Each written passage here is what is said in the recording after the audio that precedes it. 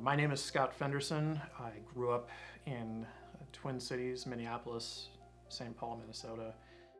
But while I was growing up there, we attended church. My whole family did, from infancy all the way to when I left.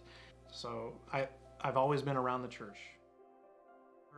By the time I was about 11, 12 years old, I went to a Bible camp, and it was an absolutely amazing experience. That's where I gave my life to Jesus and became a Christian, and I was on fire for a good amount of time, and I started bringing my Bible with me almost anywhere, reading it all the time, and then things just kind of changed for me. And the one thing that I didn't really grasp at that time, and it took me a long time to grasp, was the thought of grace, and thought that it was more about what I did and how I would fall into sin and continue doing sinful things that I knew were against what God has asked us to do, and coming to Him and asking for forgiveness, but just feeling that guilt inside of me over and over and over again, to the point where I'm never good enough, I'm never going to be good enough,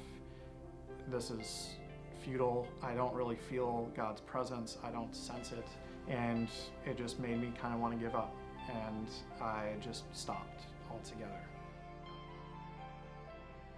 I did a lot of pretending.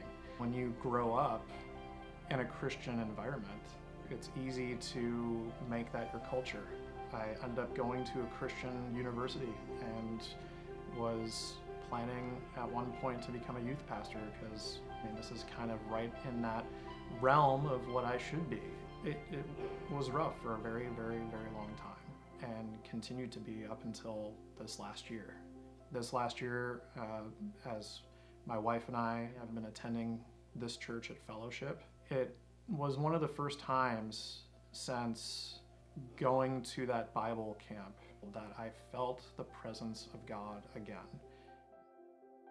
The one thing that really got me was during worship time here, that there's so many people raising their hands that are just so in love with worshiping Jesus that it's infectious. And I realized at a certain point that I'm missing this.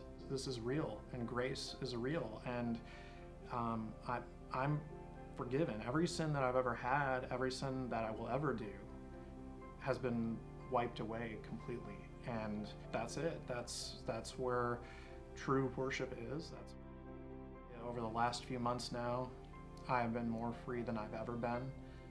Waking up in the morning, I want to read my Bible, I study my Bible, and I'll tell you, it opens your mind like you wouldn't believe, and you just feel so much closer to Jesus than you've ever been, and that sense of real is there. It's 100% there. The one thing that I think I'd like to share more than anything else is that I know there are people everywhere. I know that there's people in this room that have felt the same way that I've felt for years, that there's no point to this. I don't see it. I don't sense God. I lived almost my whole life that way, and it's hard living that way. And look, you're looking at a person right now that maybe has one verse memorized in the Bible. I'm working on it though, because I'm that much on fire. And I just want to encourage everybody that's out there, wherever you're at with Jesus, wherever you're at with that walk, it's never too late. You can let Him in, and if you do, some amazing things are going to happen. Amazing things.